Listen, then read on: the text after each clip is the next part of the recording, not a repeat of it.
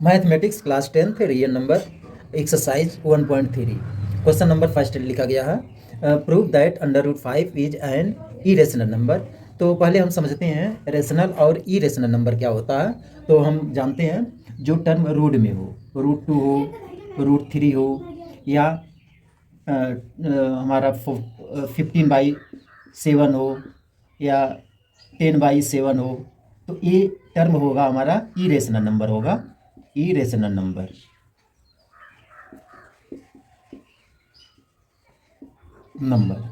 और rational number क्या होता है ये जान लीजिए। जैसे 14/5 हो, 17/5 हो, 14/5 हो, या 18/3 हो, ऐसे टर्म हो तो इसको हम बोलते हैं क्या, रेशनल नंबर, रेशनल नंबर। अब आप लोग कहेंगे कि अपान में ये भी टर्म है तो ये इरेशनल नंबर है, लेकिन अपान में ये भी टर्म है तो ये क्यों रेशनल नंबर है। तो इसको समझ लीजिए।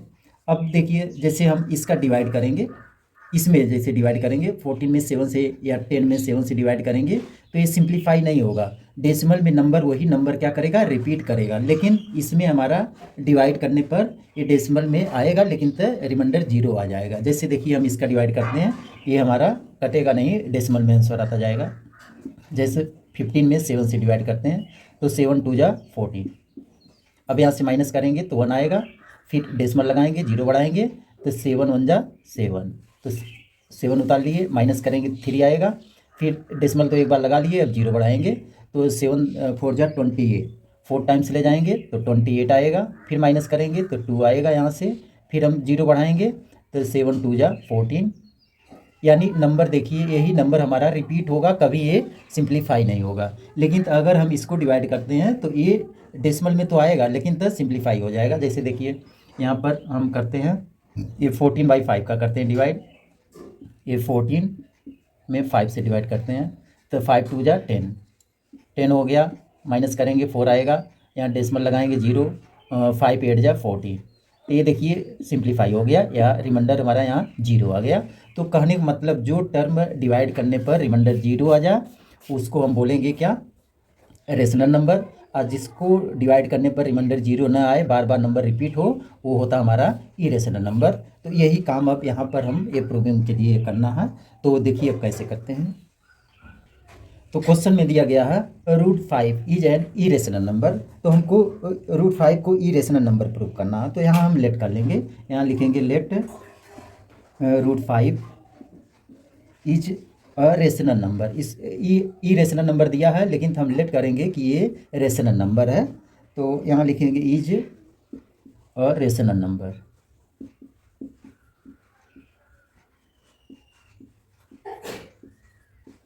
रेशनल नंबर, जब रेशनल नंबर है तो लिखेंगे यहाँ से root 5 is equal to, rational number क्या होता है, ए अपान बी के टर्म में होता है, तो यहाँ ए अपान बी लिख लेंगे।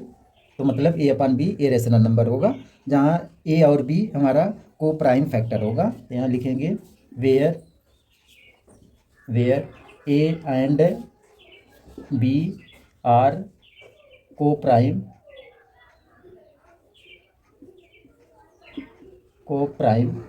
ये जो है ए और बी को प्राइम नंबर है, and b does not are equal to 0।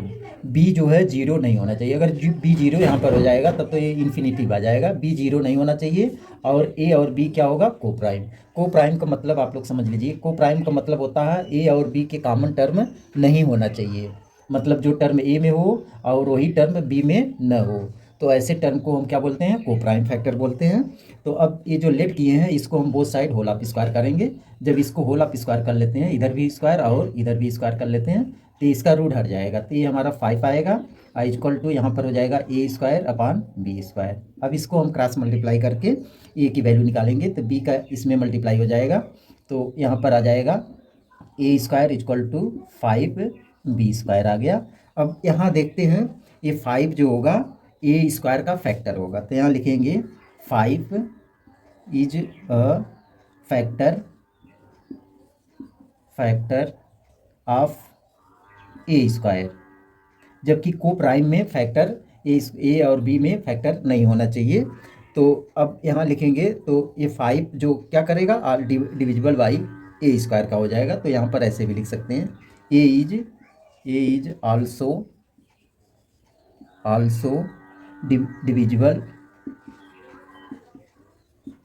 Divisible by 5। तो ये टर्म इतना हो गया। अब इसके बाद हम काम क्या करेंगे, फिर लेट करेंगे। जब ये टर्म तो यहाँ से हो गया तो लेट करेंगे, फिर let a is equal to 5c let कर लिए, कोई दूसरा नंबर ले लिए c। अब ये भी हमारा c क्या है, इंटीजर नंबर है। यहाँ लिख लेना वेयर c इज इंटीजर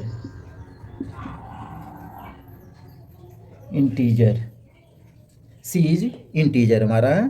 ये इक्वेशन हमारा फर्स्ट है। अब इसी फर्स्ट इक्वेशन में एक स्पेस पे हम c रखेंगे।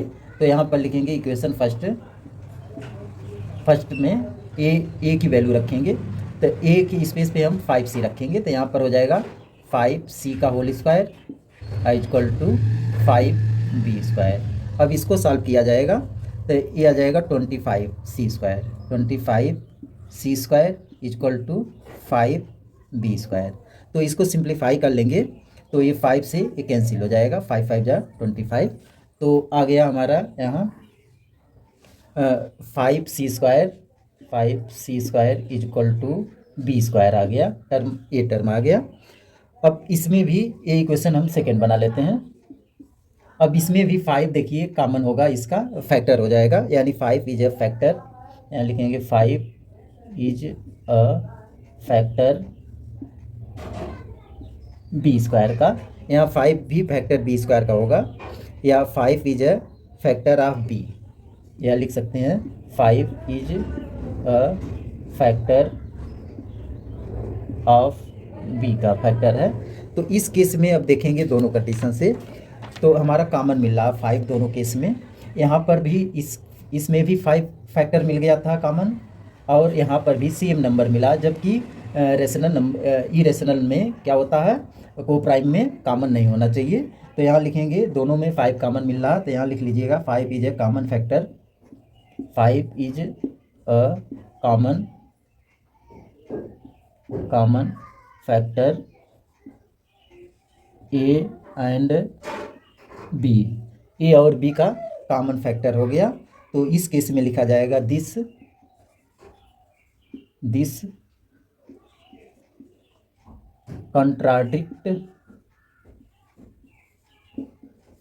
contradicts the fact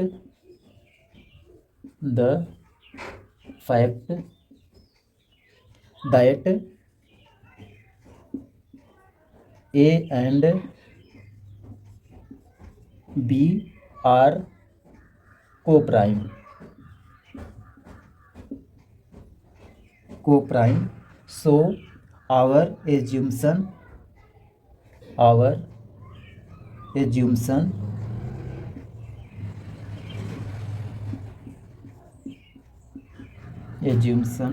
is wrong।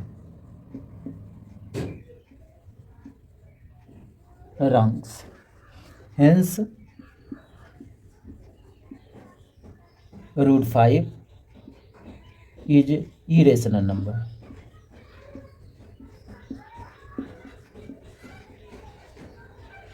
Irrational, बस यही इतना टर्म हमको यहाँ पर लिखना होगा। इसके आगे वीडियो देखने के लिए डिस्क्रिप्शन बॉक्स में देखेंगे तो सारी वीडियो मिल जाएगी। ओके।